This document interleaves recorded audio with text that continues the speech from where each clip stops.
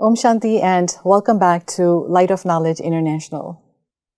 Our topic of discussion today is taking responsibility for personal change, no excuses. We are so eager to point the finger at someone else. He made me do it. She made me do it. Also, it's easier to change externally, and it's a little more difficult to bring about an internal change.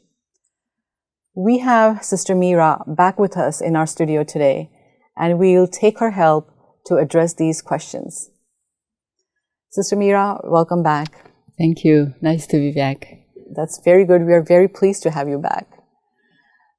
Sister Meera, change is a word that is so common, and everything is constantly changing. We are changing whether we realize it or not. The nature around us is changing.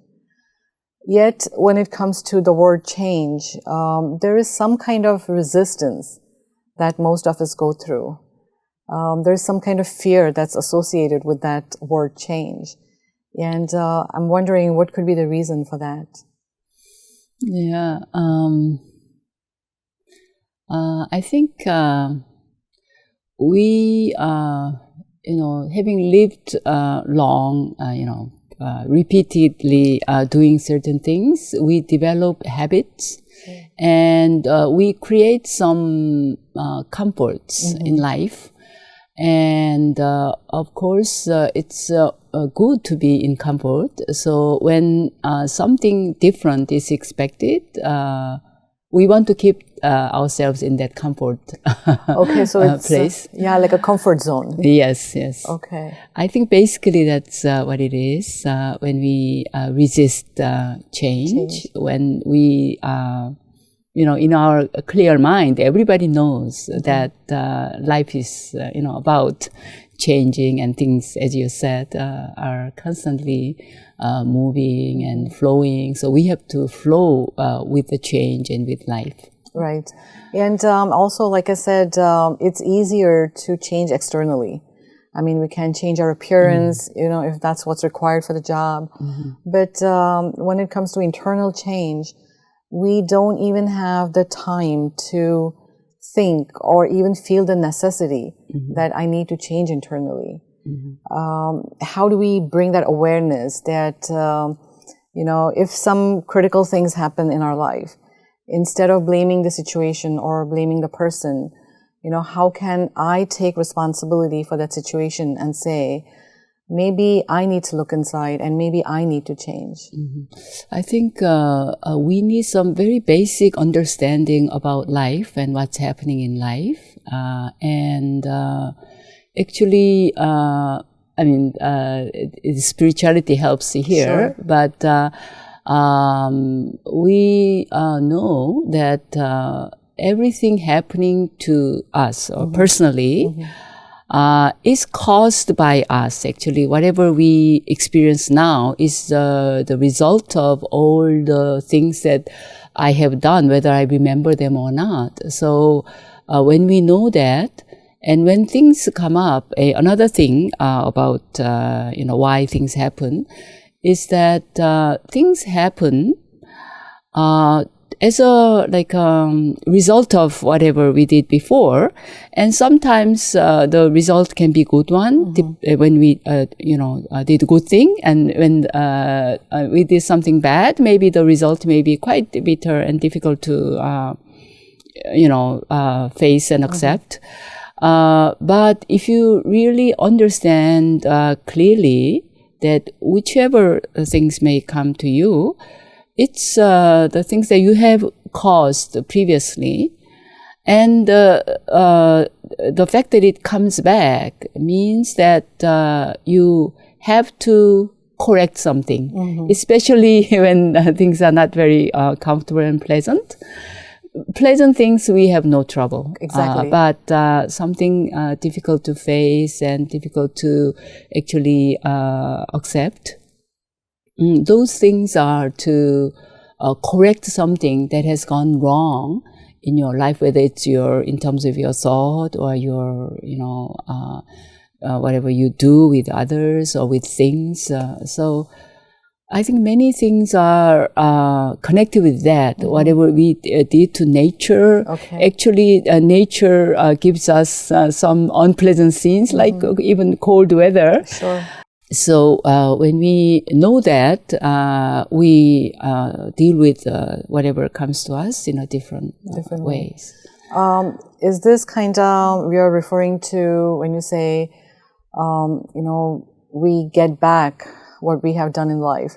So we are kind of referring to the karmic philosophy, that, we reap what we sow. Yes. If we have this understanding in life, then maybe it is easier for us to accept that, yes, I am responsible for my situation. But more often than not, we are not able to accept this because we always have an excuse. We always have another person. We always have another situation.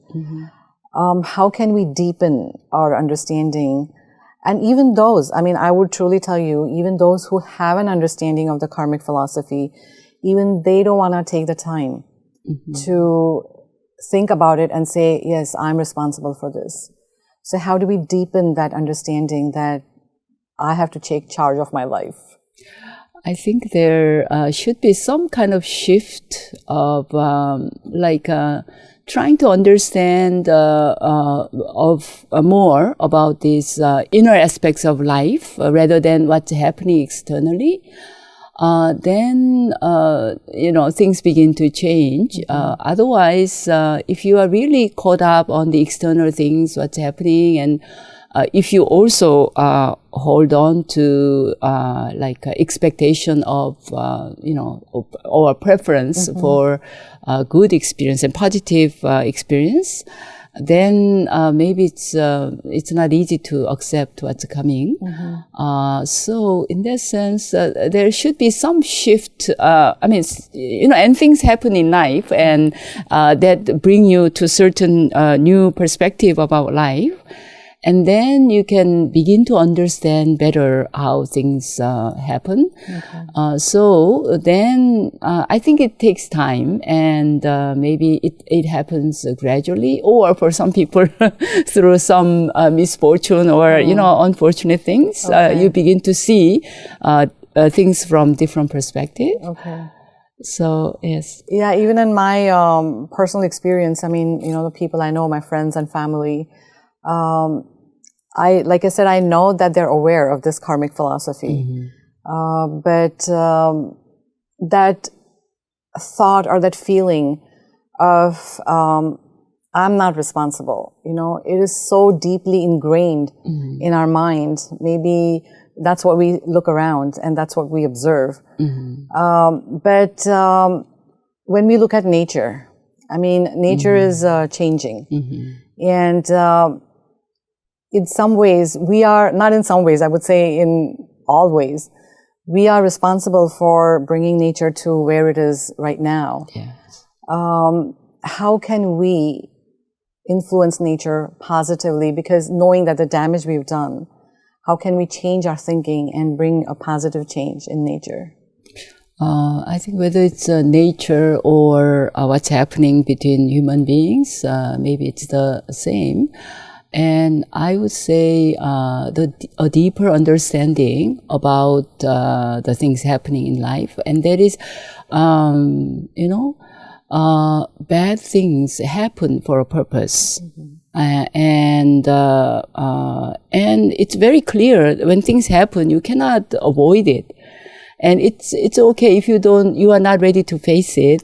You can maybe postpone it, but it will definitely have to come back to you, because how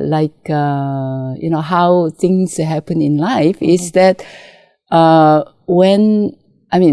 everything happens to help us go back to our purest self, and purest maybe love and happiness and peace. So when we understand that, and there is no other way, you have to accommodate, change yourself, and I think that's the realization I had after learning meditation and learning about myself and things happening to myself. So I think it became very clear to me. And then really things begin to change. And I now, previously maybe I had more sorrow and unhappiness. Now there is this shift towards more positive experience and happiness. So I think that started when I really realized that things happen for good reason, and even bad things are beneficial. Okay. The only thing is that you have to know the benefit of it. Okay. But it sometimes comes later, the realization that why it was beneficial. Right. But at least we can have that openness, and then even painful things can be manageable, and you can cope with them, and with great dignity. Right. I think. Sister, you made a very important point there that everything happens for a reason, and most of the time it's a good reason. So if we have this understanding in our life, then probably we will stop making an excuse for all the negative things that are happening in our life. Yes. You were asking actually about what's happening in nature and how things are really getting rough in terms of bad weather and sea level rising and different things happening in nature. I think it's very clear that things happen, and everything is actually energy. Even our thoughts are energy, and that beginning from our thoughts and our actions add on to a greater level, then it builds up. And if our actions and thoughts were negative and we are causing some violence against some basic or natural phenomenon, and then that builds up in nature and also in human being, and in our own inner world, there can be some negative energy that can be accumulated, and then those things have to be cleared. I think that's the law of nature. So then it's all about starting somewhere, and we come through certain stages, and then we have to go back to where we started. Right. So that's what I see, not just in nature, but also in human beings, and all the things that happen in our life. We may try to find, I'm okay, and I want to keep my way, and I can blame others and give excuses for not doing the things that is asked to me. Right. But if we really understand at a deeper level that all the bad things or negative things, even those are coming for good reason, so that we can have that wholeness, removing all the negative energy inside us, then we can no longer, we would stop giving excuses and blaming others or nature or whatever. Right. Let's take a specific example. For example, if a man's wife leaves him and he takes up to alcohol, for example, he starts, consuming alcohol. It's very easy for him to say at this point that, she doesn't care for me and she left me, and, I'm in great pain and sorrow, and that's why I've taken up to this habit of consuming alcohol. So in this situation, how can that person stop, using that excuse and turn around his life and take responsibility for his own change? I think we cannot talk about other people. We cannot make him do this or that. But that person should realize at some point that it is ultimately he himself that can create whatever he wants in life. And he can blame his wife forever, but then he will be in that state forever and maybe even worse. So the only way he can come out of that situation and create a better life for himself is stop blaming and beginning to take personal responsibility and create some change for the better in his life. Okay. Again, when we say personal change, we are referring mostly to, it's not necessarily just an internal change that we're referring to. Can it be a change on the outside as well, the exterior change? It could come as part of the change process, right? Say, for example, if we are not happy with our appearance, you know, the way we look, maybe we change ourselves externally. Or say, in order to fit in, I need to do a certain activity, you know, and I take up that activity to fit in with the peers. Will that be considered as a healthy change? I would say that, you know, if you try to change external things to make yourself, you know, more content or happy, I think they will be very short-lived. And after you did that and maybe achieve some, you know, contentment, then you will have another thing to do.